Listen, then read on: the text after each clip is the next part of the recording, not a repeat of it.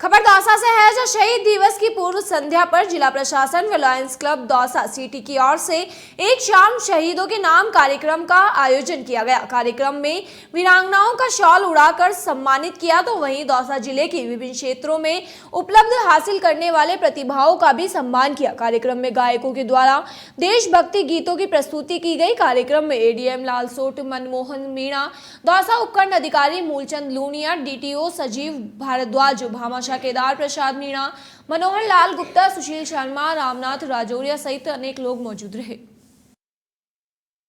उसके अंदर Lions club कार्य करता रहता है और मदद करता है जो हम शासन से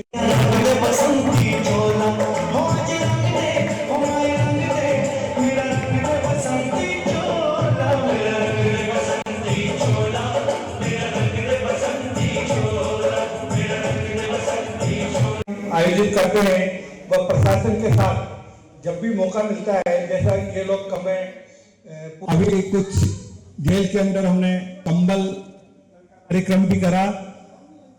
14 जनवरी को हमने एक कॉलोनी में वहाँ भी गरीबों को असहाय को कंबल वितरण का काम करा। भूखों को हम भोजन के लिए भी उसके अंदर लायंस क्लब